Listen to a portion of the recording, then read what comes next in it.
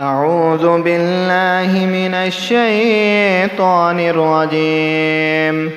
بسم الله الرحمن الرحيم.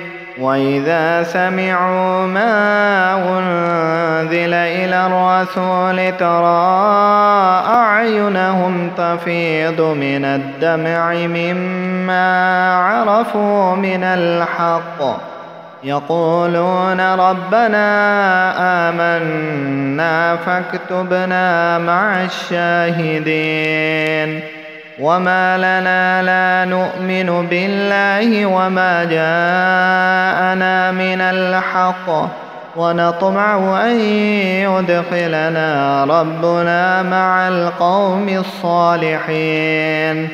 فأثابهم الله بما قالوا جنات تجري من تحتها الأنهار خالدين فيها وذلك جزاء المحسنين. والذين كفروا وكذبوا بآياتنا أولئك أصحاب الجحيم. يا أيها الذين آمنوا لا تحرموا طيبات ما أحل الله لكم ولا تعتدوا إن الله لا يحب المعتدين. وكلوا مما رزقكم الله حلالا طيبا واتقوا الله الذي أنتم به مؤمنون.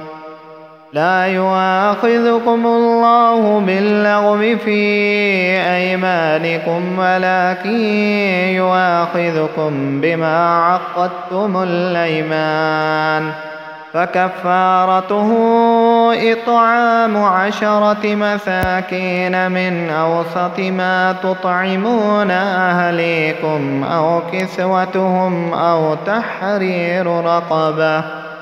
فمن لم يجد فصيام 3 أيام ذلك كفارة أيمانكم إذا حلفتم واحفظوا أيمانكم كذلك يبين الله لكم آياته لعلكم تشكرون.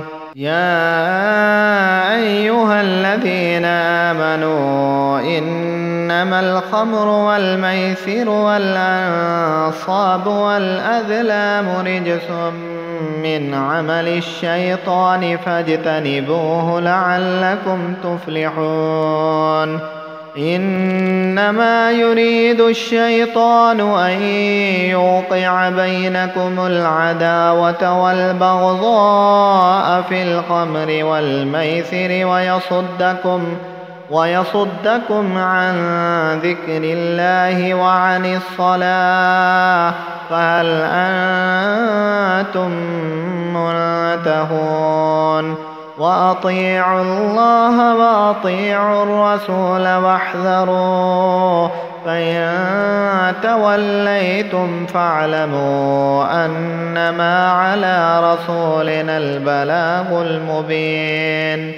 ليس على الذين آمنوا وعملوا الصالحات جناح فيما طعموا إذا ما اتقوا وآمنوا وعملوا الصالحات ثم اتقوا وآمنوا ثم اتقوا وأحسنوا والله يحب المحسنين. يا أيها الذين آمنوا ليبلونكم الله بشيء من الصيد تناله أيديكم ورماحكم ليعلم الله من يخافه بالغيب فمن اعتدى بعد ذلك فله عذاب عليم. يا أيها الذين آمنوا لا تقتلوا الصيد وأنتم حرم ومن قتله منكم متعمدا فجزاء مثل ما قتل من النعم من النعم يحكم به ذوى عدل منكم هديا بالغ الكعبة أو كفارة طعام مساكين أو عدل ذلك صياما ليذوق وبال أمره. عفى الله عما سلف ومن عاد فينتقم الله منه والله عزيز ذو انتقام. أحل لكم صيد البحر وطعامه متاعا لكم وللسيارة وحرم عليكم صيد البر ما دمتم حرما واتقوا الله الذي إليه تحشرون. جعل الله الكعبة البيت الحرام قياما للناس والشهر الحرام والهدي والقلائد ذلك لتعلموا أن الله يعلم ما في السماوات وما في الأرض وأن الله بكل شيء عليم.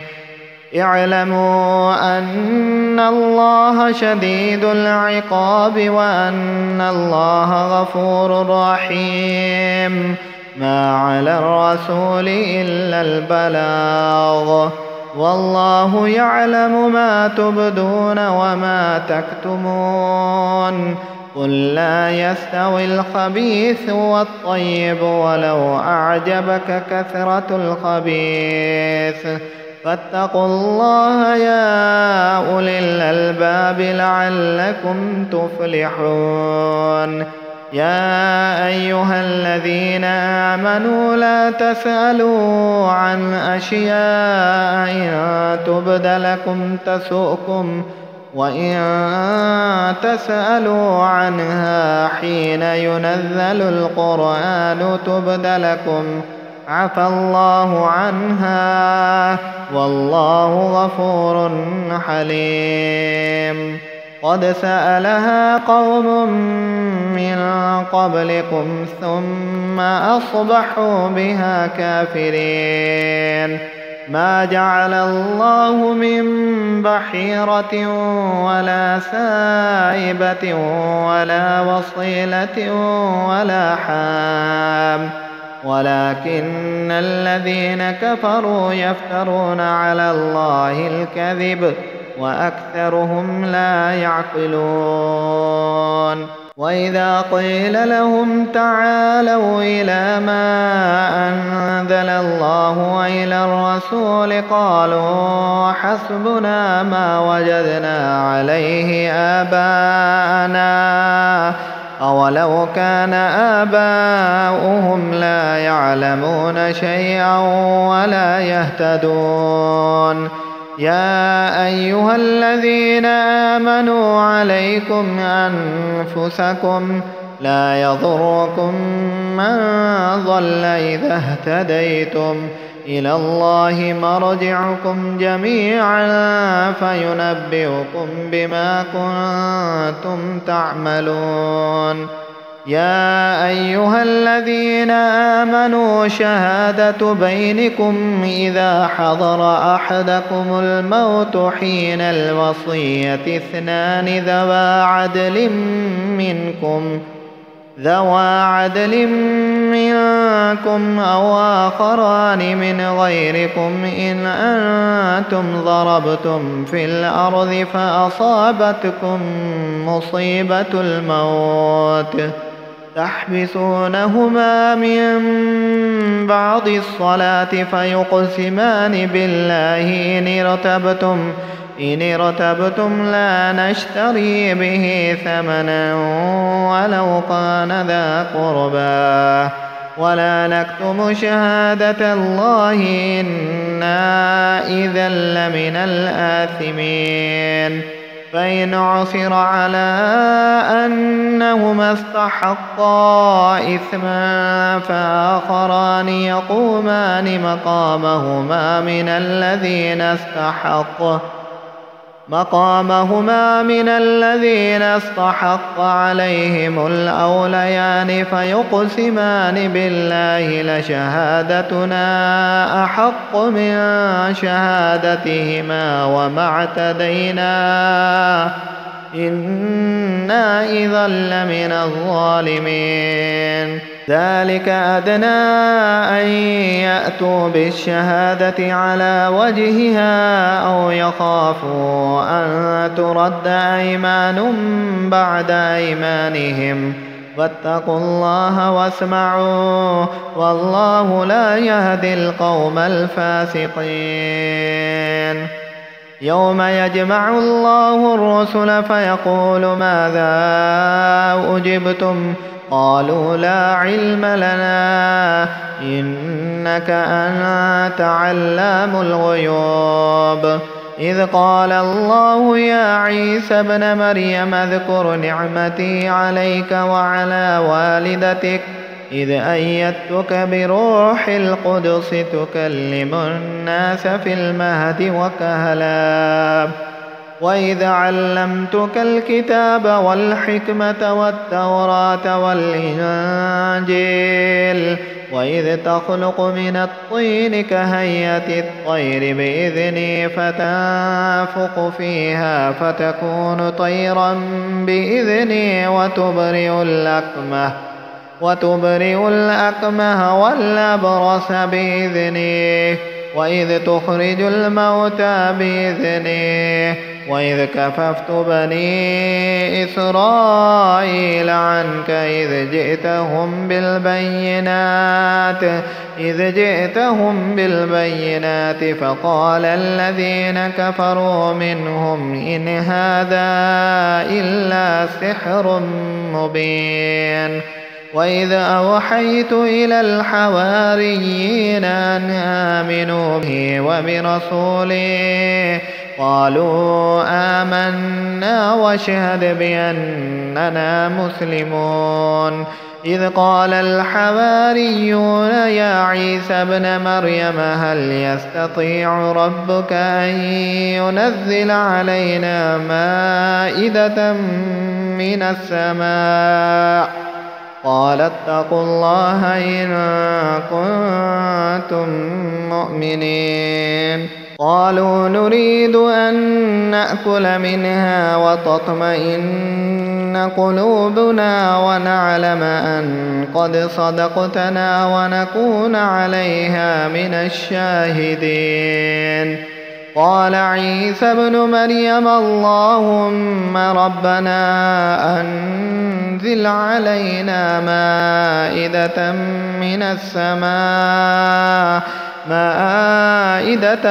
من السماء تكون لنا عيدا لأولنا وآخرنا وآية منك وارزقنا وأنت خير الرازقين.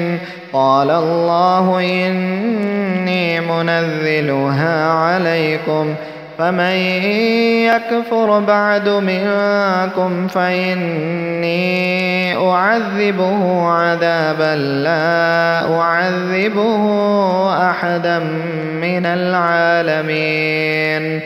وإذ قال الله يا عيسى ابن مريم أنت قلت للناس اتخذوني وأمي إلهين من دون الله قال سبحانك ما يكون لي أن أقول ما ليس لي بحق إن كنت قلته فقد علمته تعلم ما في نفسي ولا أعلم ما في نفسك إنك أنت علام الغيوب. ما قلت لهم إلا ما أمرتني به أن اعبدوا الله ربي وربكم وكنت عليهم شهيدا ما دمت فيهم فلما توفيتني كنت أنت الرقيب عليهم وأنت على كل شيء شهيد. إن تعذبهم فإنهم عبادك وإن تغفر لهم فإنك أنت العزيز الحكيم. قال الله هذا يوم ينفع الصادقين صدقهم لهم جنات تجري من تحتها الأنهار خالدين فيها أبدا رضي الله عنهم ورضوا عنه ذلك الفوز العظيم. لله ملك السماوات والأرض وما فيهن وهو على كل شيء قدير. بسم الله الرحمن الرحيم. الحمد لله الذي خلق السماوات والأرض وجعل الظلمات والنور ثم الذين كفروا بربهم يعدلون. هو الذي خلقكم من طين ثم قضى أجلا وأجل مسمى عنده ثم أنتم تمترون.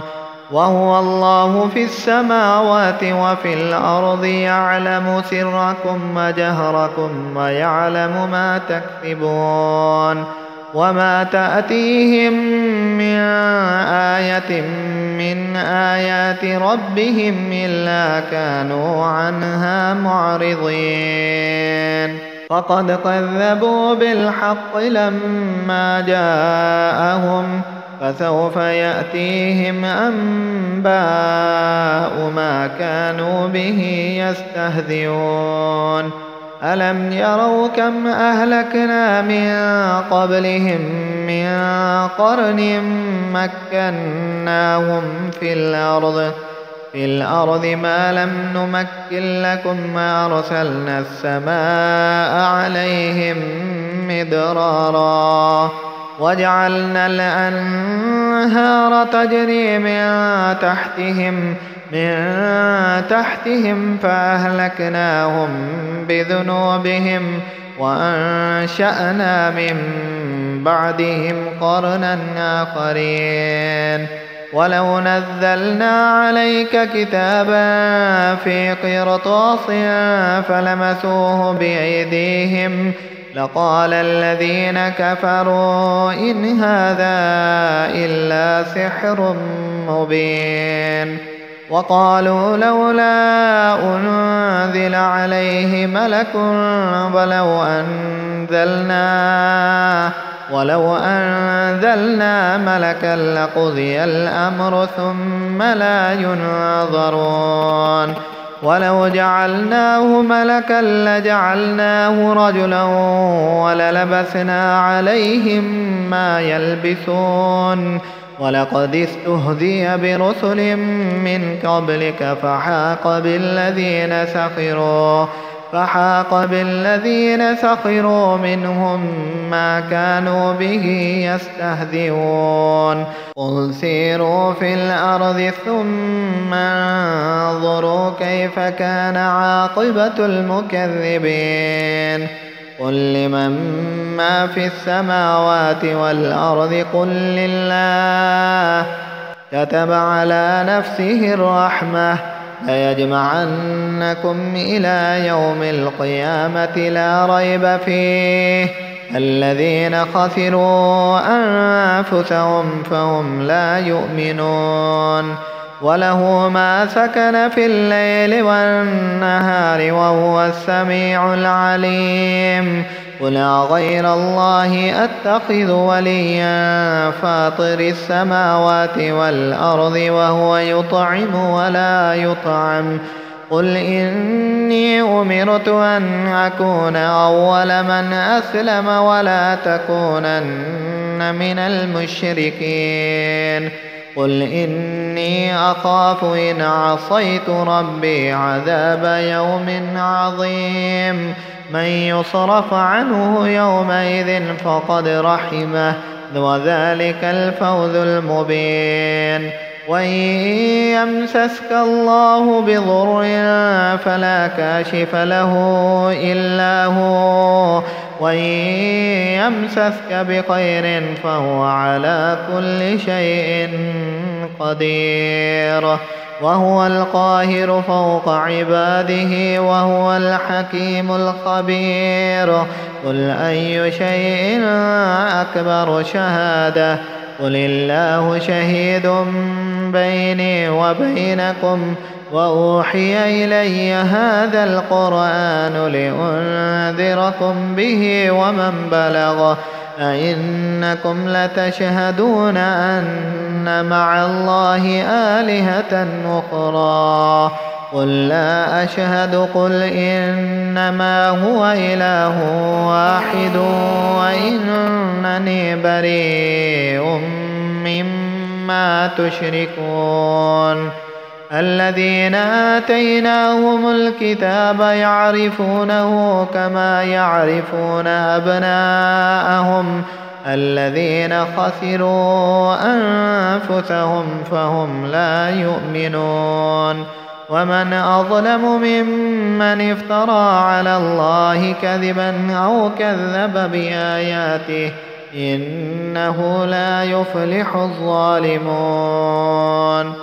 ويوم نحشرهم جميعا ثم نقول للذين أشركوا أين شركاؤكم الذين كنتم تزعمون؟ ثم لم تكن فتنتهم إلا أن قالوا والله ربنا ما كنا مشركين.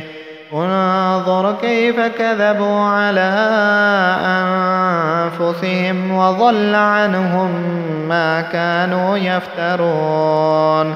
ومنهم من يستمع إليك وجعلنا على قلوبهم أكنة أن يفقهوا وفي آذانهم وقرا، وإن يروا كل آية لا يؤمنوا بها، حتى إذا جاءوك يجادلونك يقول الذين كفروا إن هذا إلا أساطير الأولين، وهم ينهون عنه وينأون عنه، وإن يهلكون إلا أنفسهم وما يشعرون.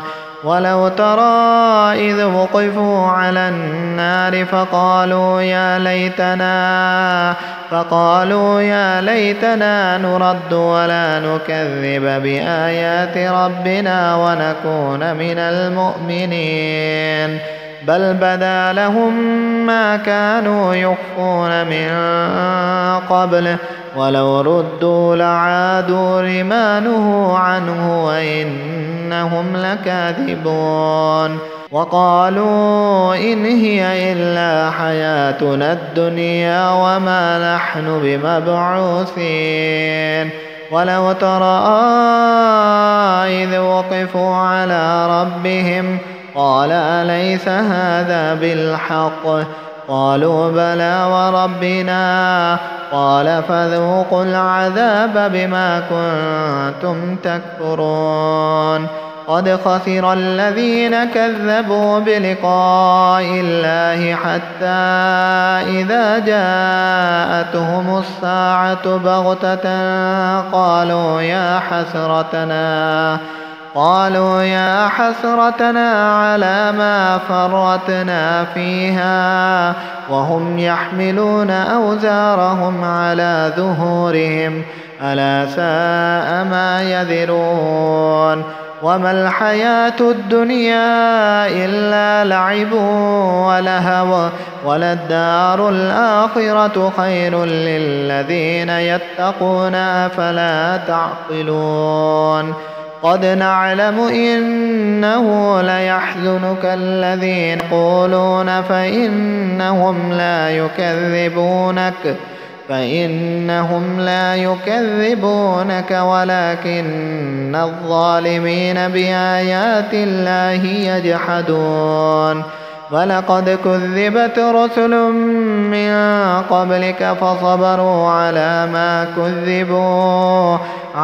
ما كذبوا وأوذوا حتى أتاهم نصرنا ولا مبدل لكلمات الله ولقد جاءك من نبأ المرسلين وإن كان كبر عليك إعراضهم فإن استطعت أن تبتغي نفقا في الأرض أو سلما في السماء فتأتيهم بآية ولو شاء الله لجمعهم على الهدى فلا تكونن من الجاهلين إنما يستجيب الذين يسمعون والموتى يبعثهم الله ثم إليه يرجعون وقالوا لولا نزل عليه آية من ربه قل إن الله قادر على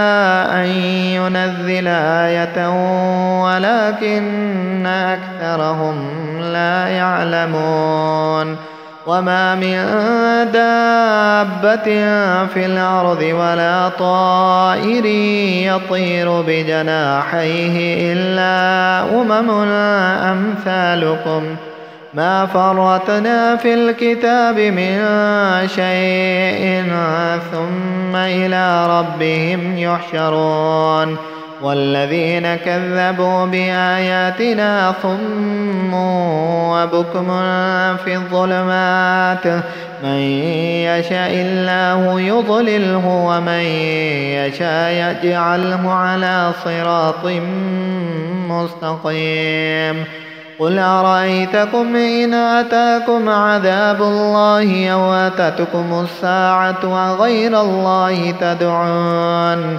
إن كنتم صادقين بل إياه تدعون فيكشف ما تدعون إليه إن شاء وتنسون ما تشركون ولقد أرسلنا إلى من قبلك فأخذناهم بالبأساء والضراء لعلهم يتضرعون فلولا إذ جاءهم بأسنا تضرعوا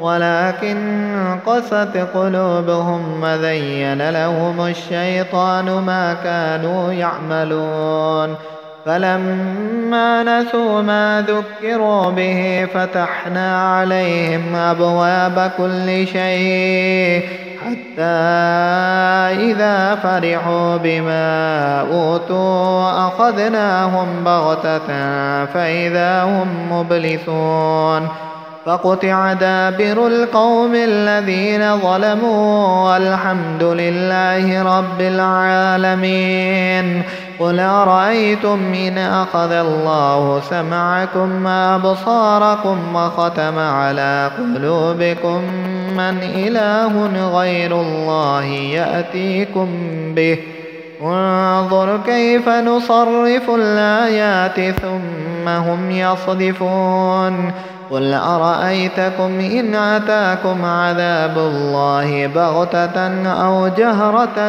هل يهلك إلا القوم الظالمون وما نرسل المرسلين إلا مبشرين ومنذرين فمن آمن وأصلح فلا خوف عليهم ولا هم يحزنون والذين كذبوا بآياتنا يمسهم العذاب بما كانوا يفسقون قل لا أقول لكم عندي خزائن الله ولا أعلم الغيب ولا أقول لكم إني ملك إن أتبع إلا ما يوحى إلي قل هل يستوي الأعمى والبصير أفلا تتفكرون وأنذر به الذين يخافون أن يحشروا إلى ربهم ليس لهم ليس لهم من دونه ولي ولا شفيع لعلهم يتقون ولا تطرد الذين يدعون ربهم بالغداة والعشي يريدون وجهه ما عليك من حسابهم من شيء وما من حسابك عليهم من شيء فتطردهم فتكون من الظالمين وكذلك فتنا بعضهم ببعض ليقولوا أهؤلاء من الله عليهم من بيننا أليس الله بأعلم بالشاكرين وإذا جاءك الذين يؤمنون بآياتنا فقل سلام عليكم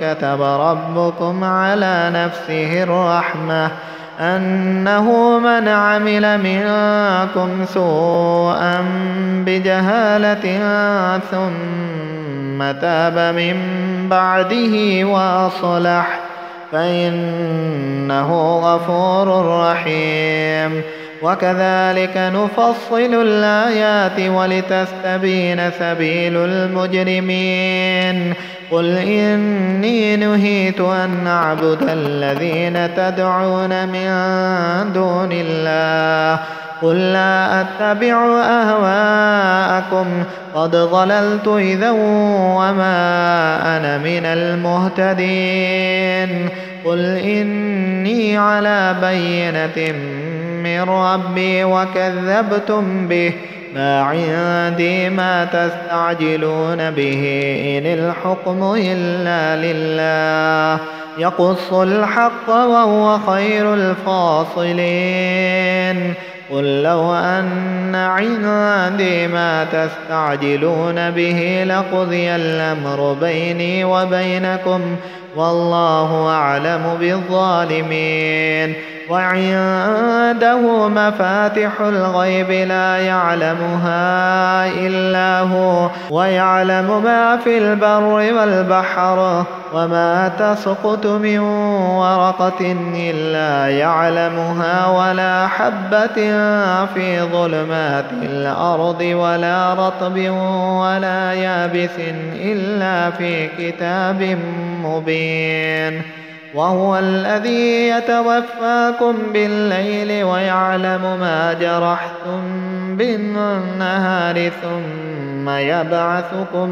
ثم يبعثكم فيه ليقضى أجل مسمى ثم إليه مرجعكم ثم ينبئكم بما كنتم تعملون وهو القاهر فوق عباده ويرسل عليكم حفظا حتى إذا جاء أحدكم الموت توفته رسلنا وهم لا يفرطون ثم ردوا إلى الله مولاهم الحق ألا له الحكم وهو أسرع الحاسبين قل من ينجيكم من ظلمات البر والبحر تدعونه تضرعا وخفية لئن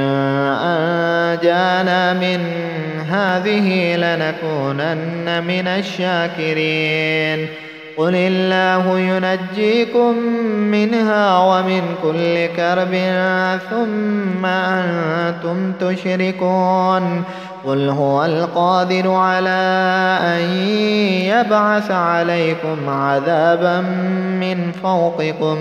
عذابا من فوقكم أو من تحت أرجلكم أو يلبسكم شيعا ويذيق بعضكم بأس بعض وانظر كيف نصرف الآيات لعلهم يفقهون وكذب به قومك وهو الحق قل لست عليكم بوكيل لكل نبأ مستقر وسوف تعلمون.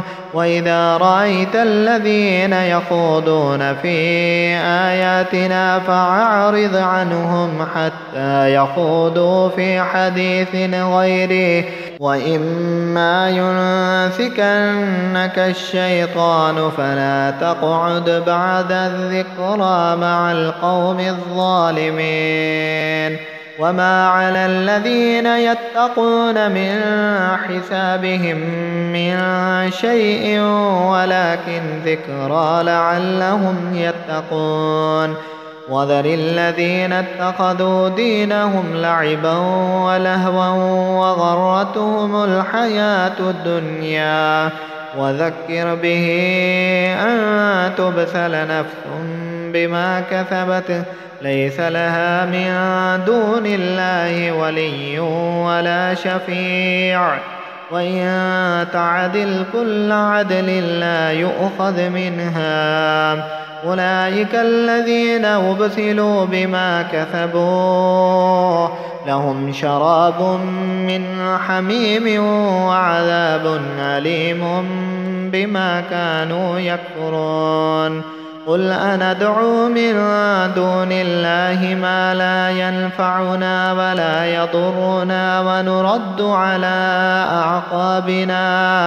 ونرد على أعقابنا بعد إذ هدانا الله كالذي استهوته الشياطين في الأرض حيران له أصحاب يدعونه إلى الهدى ائتنا. قل إن هدى الله هو الهدى وأمرنا لنسلم لرب العالمين وأن أقيموا الصلاة واتقوه وهو الذي إليه تحشرون. وهو الذي خلق السماوات والأرض بالحق ويوم يقول كن فيكون قوله الحق وله الملك يوم ينفخ في الصور عالم الغيب والشهادة وهو الحكيم الخبير. وإذ قال إبراهيم لأبيه آذر تتخذ أصناما آلهة إني أراك وقومك في ضلال مبين. وكذلك نري إبراهيم ملكوت السماوات والأرض وليكون من الموقنين. فلما جن عليه الليل رأى كوكبا قال هذا ربي فلما أفل قال لا أحب الآفلين. فلما رأى القمر بازغا قال هذا ربي فلما أفل قال لئن لم يهدني ربي لأكونن من القوم الضالين. فلما رأى الشمس بازغة قال هذا ربي هذا أكبر فلما أفلت قال يا قوم إني بريء مما تشركون. إني وجهت وجهي للذي فطر السماوات والأرض حنيفا وما أنا من المشركين. وحاجه قومه قال أتحاجوني في الله وقد هدان ولا أخاف ما تشركون به إلا أن يشاء ربي شيئا وسع ربي كل شيء علما أفلا تتذكرون. وكيف أخاف ما أشركتم ولا تخافون أنكم أشركتم بالله ما لم ينزل به عليكم سلطانا فأي الفريقين أحق بالأمن إن كنتم تعلمون. الذين آمنوا ولم يلبسوا أيمانهم بظلم أولئك لهم الأمن وهم مهتدون. وتلك حجتنا آتيناها إبراهيم على قومه نرفع درجات من نشاء إن ربك حكيم عليم. ووهبنا له إسحاق ويعقوب كلا هدينا ونوحا هدينا من قبل ومن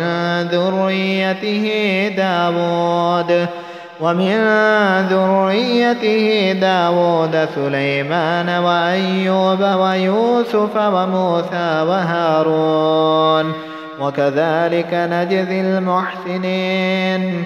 وزكريا ويحيى وعيسى وإلياس كل من الصالحين. وإسماعيل واليسع ويونس ولوطا وكلا فضلنا على العالمين. ومن آبائهم وذرياتهم وإخوانهم واجتبيناهم وهديناهم إلى صراط مستقيم. ذلك هدى الله يهدي به من يشاء من عباده ولو أشركوا لحبط عنهم ما كانوا يعملون. أولئك الذين آتيناهم الكتاب والحكم والنبوة من يكفر بها هؤلاء فقد وكلنا بها قوما ليسوا بها بكافرين. أولئك الذين هدى الله فبهداه مقتده. قل لا أسألكم عليه أجرا إن هو إلا ذكرى للعالمين. وما قدروا الله حق قدره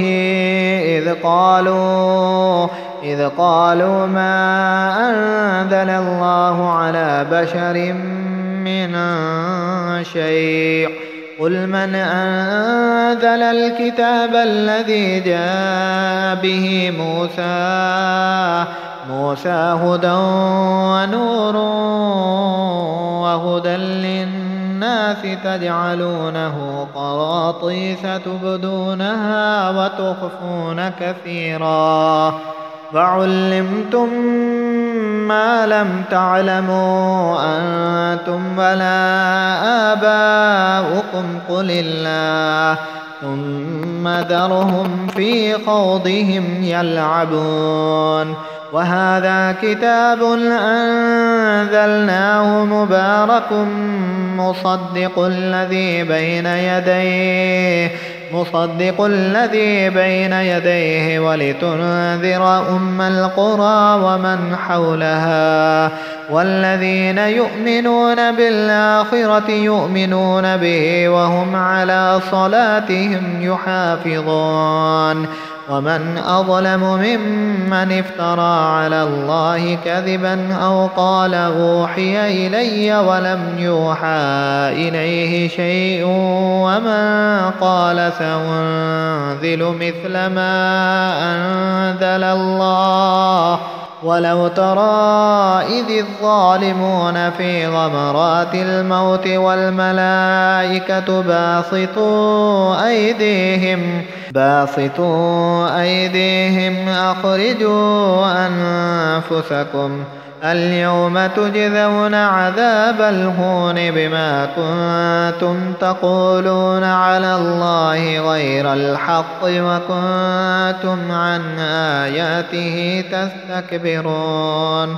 ولقد جئتمونا فرادا كما خلقناكم أول مرة وتركتم ما خولناكم وراء ظهوركم وما نرى معكم شفعاءكم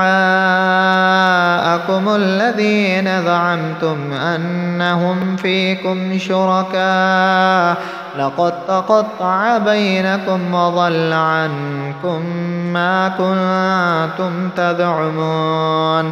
إن الله فالق الحب والنوى يخرج الحي من الميت ومخرج الميت من الحي ذلكم الله فأنى تؤفكون فالق الإصباح وجعل الليل سكنا والشمس والقمر حسبانا ذلك تقدير العزيز العليم وهو الذي جعل لكم النجوم لتهتدوا بها في ظلمات البر والبحر قد فصلنا الآيات لقوم يعلمون وهو الذي أنشأكم من نفس واحدة فمستقر ومستودعه قد فصلنا الآيات لقوم يفقهون وهو الذي أنزل من السماء ماء فأخرجنا به نبات كل شيء فأخرجنا منه خضرا نخرج منه حبا متراكبا ومن النخل من طلعها قنوان دانية وجنات من أعناب والزيتون والرمان مشتبها وغير متشابه انظروا إلى ثمره إذا أثمر وينعي إن في ذلك لآيات لقوم يؤمنون وجعلوا لله شركاء الجن وخلقهم وخرقوا له بنين وبنات بغير علم سبحانه وتعالى عما يصفون بديع السماوات والأرض أنى يكون له ولد ولم تكن له صاحبة وخلق كل شيء وهو بكل شيء عليم ذلكم الله ربكم لا إله إلا هو خالق كل شيء فاعبدوه وهو على كل شيء وكيل لا تدركه الأبصار وهو يدرك الأبصار وهو اللطيف الخبير قد جاءكم بصائر من ربكم فمن أبصر فلنفسه ومن عمي فعليها وما أنا عليكم بحفيظ وكذلك نصرف الآيات وليقولوا درست ولنبينه لقوم يعلمون اتبع ما أوحي إليك من ربك لا إله إلا هو وأعرض عن المشركين ولو شاء الله ما أشركوا وما جعلناك عليهم حفيظا وما أنت عليهم بوكيل ولا تسبوا الذين يدعون من دون الله فيسبوا الله عدوا بغير علم كذلك زينا لكل أمة عملهم ثم إلى ربهم مرجعهم فينبئهم بما كانوا يعملون وأقسموا بالله جهد أيمانهم لئن جاءتهم آية ليؤمنن بها قل إنما الآيات عند الله وما يشعركم أنها إذا جاءت لا يؤمنون ونقلب أفئدتهم وأبصارهم كما لم يؤمنوا به أول